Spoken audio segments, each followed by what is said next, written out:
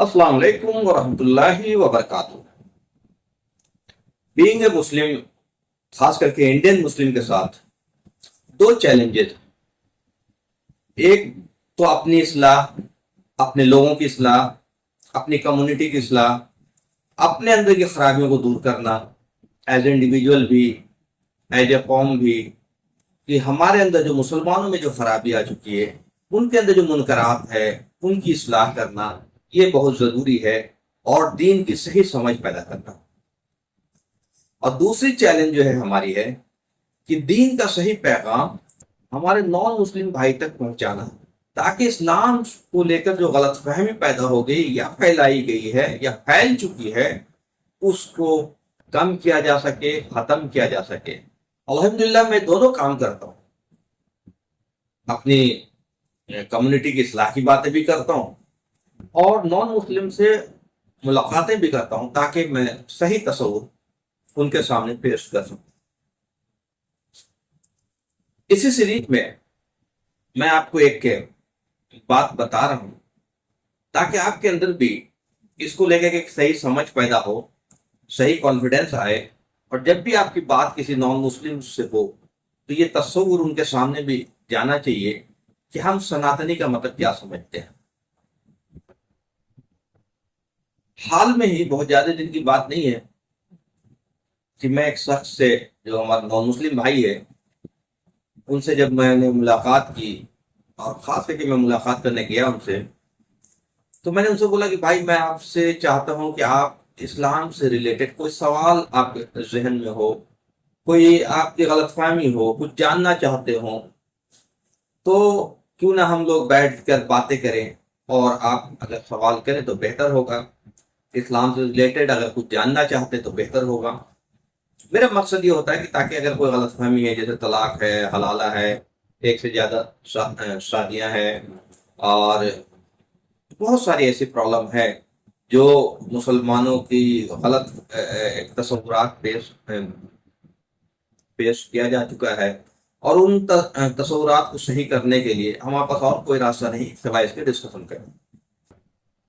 تو بھائی صاحب اس نے چھوٹتے ہوئے کیا بولا پتا ہے؟ بڑی حیرانی کی بات ہے، وہ چھوٹتے ہوئے کیا بولتے ہیں کہ بھائی آپ مجھے کیا سمجھائیں گے، میں سناتنی ہوں۔ تو الحمدللہ میرے ذہن میں بھی کچھ بات آئی، میں نے بولا کہ یہ آپ کی غلط فہمی ہے، آپ سناتنی تھے مگر سناتنی ہے نہیں، اب سناتنی میں ہوں۔ تو بڑا چوکے ہوں، مطلب ایسا کبھی انہوں نے سنا ہی نہیں تھا، نہ کبھی کسی نے اس طرح کی باتیں کی تھی۔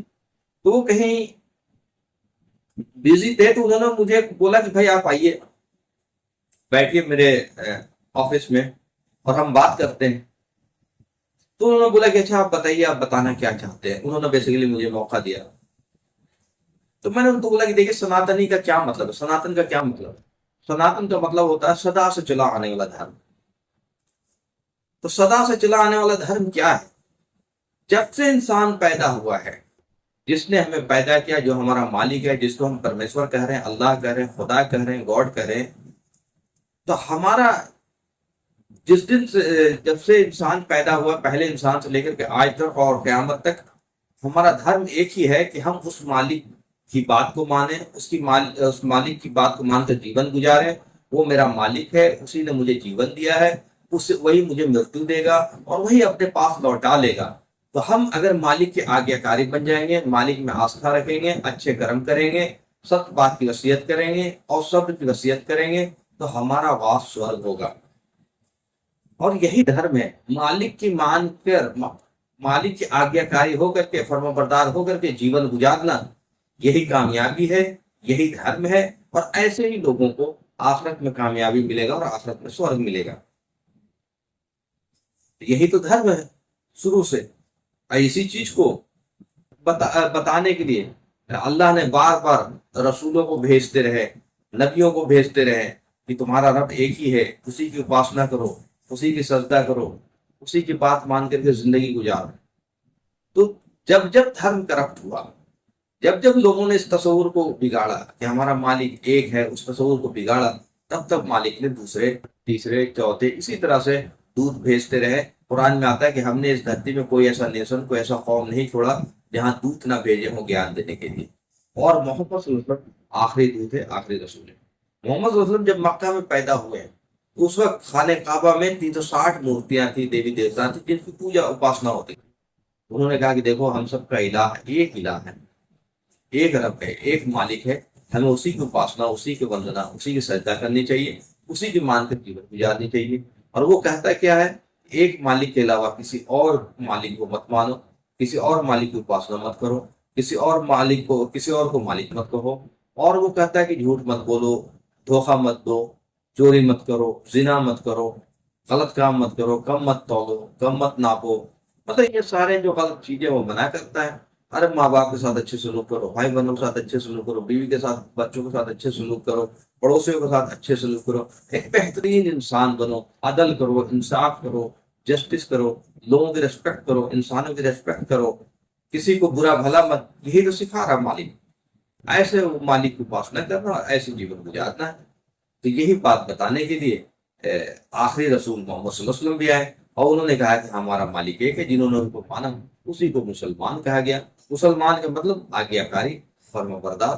تو یہ سناتن تو ہمیشہ سے یہی ہے، بیسک فلسفی دو تو نہیں، یہی ویدوں کا بھی گیان ہے اور یہی سارے دوتوں کا گیان ہے.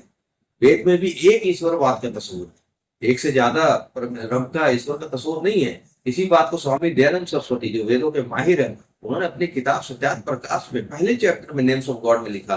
تو اس پرم کلیانکاری پرمیشور کا مین نام اوم ہے اور باقی انہوں نے 99 نام بتائے کہ 99 نام جو ان کے ایٹریبیوٹس ہیں، صفات ہیں، پراپرٹیز ہیں جو بیک وقت وہ ہولڈ کرتا ہے. یہی بات تو قرآن میں ہے. اس نے کہا کہ وہ سوامی دیانند سرسوتی اپنی کتاب میں لکھتے ہیں کہ اس مالک کا نام ایشور ہے، پرمیشور ہے، اندر ہے، برہما ہے، وشنو ہے، مہیش ہے، شیوا ہے، گنپتی ہے. بہت سارے نام گنا ہے. قرآن میں بھی 99 نام ہیں. الرحمن، الرحیم، الکریم، الخالق، المالک، الرازق، اس طرح سے 99. لیکن ایک ہی اللہ کا 99 نام ہے، وہاں پہ بھی ایک ہی اوم کے 99 نام ہے. یہ سناتن اور اسلام کو لے کر کے لوگوں نے غلط فہمی پھیلائی ہے یا غلط فہمی پھیلی ہے. لیکن مسلمان کو بھی یہ باتیں پتہ نہیں، مسلمان بھی یہ چیزیں نہیں سمجھتا اور غیر مسلم بھائی جو ہے وہ بھی اس چیز کو نہیں سمجھتے کہ ہمارا مالک ایک ہے جس نے آپ کو پیدا کیا اور ہمیں پیدا کیا. وہ مالک دو نہیں ہے. اگر الگ الگ دھرموں کے مالک، الگ الگ جگہ کے مالک، الگ الگ کنٹری کے مالک الگ الگ ہوتے تو لوگوں کا ڈیزائن الگ الگ ہوتا. دنیا میں لوگوں کا ڈیزائن کہیں بھی چلے جائیں ایک ہی ہے. جو فرق ہے وہ کلائمیٹک ہے. نہ سکھ کے لیول پہ، نہ دکھ کے لیول پہ، نہ احساس کے لیول پہ، نہ پین کے لیول پہ کوئی فرق نہیں ہے. جس نے آپ کو پیدا کیا، جس نے مجھے پیدا کیا، وہ ایک ہی مالک ہے. کیا وہ مالک ہمیں 10 طرح کا گیان دے کر کے کنفیوز کر دے گا تاکہ ہم دنیا میں لڑتے رہیں، قتل و غارت کرتے رہیں، ایک دوسرے سے نفرت کرتے رہیں، ایک دوسرے کو ذلیل کرتے رہیں؟ نہیں. یہی بات ہے. وہ سناتن کا مطلب ہے سدا سے چلانے والا دھرم وہ ایک ہی ہے اور گیان بھی ایک ہی ہے. دو گیان نہیں ہے. اس گیان میں وید میں بھی وہی گیان ہے جو ڈیفینیشن قرآن میں ہے مالک کا، وہی ڈیفینیشن وید میں قرآن میں ڈیفینیشن آتا ہے کہ مالک ایک ہے، بے نیاز ہے، آتم نربھر ہے، نہ کسی سے جنا گیا نہ کسی سے جنا جاتا ہے، اس کے جیسا ہی کوئی نہیں ہے. وہ الہی زندہ ہے، وہ دیکھتا بھی ہے، وہ سنتا بھی ہے، اس کا کنٹرول ہے کائنات پہ، اس کا قدرت ہے ہر انسان پہ. وہ ہر انسان کا اتنا قریب ہے جتنا کہ تن کے رسم دلوں میں سوچتے وہ سنتا ہے. یہی بات ویدوں میں بھی سوامی دیانند سرسوتی کے لکھتے ہیں ایکم اودیتیم کہ وہ مالک ایک ہے، دو نہیں ہے. پھر ایک جگہ آتا ہے ایکم برہما دیتیو ناستی نہنا ناستی کنچن.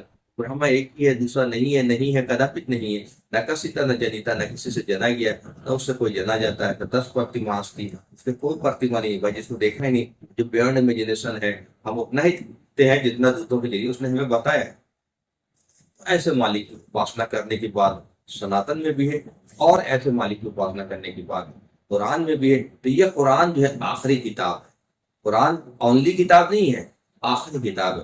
اب محمد صلی اللہ علیہ وسلم اونلی رسول نہیں ہے، آخری رسول ہے. یہ فائنل ورژن ہے، اپڈیٹڈ ورژن ہے اور ہمیں قرآن ضرور پڑھنا چاہیے. اور محمد صلی اللہ علیہ وسلم آخری رسول ہیں.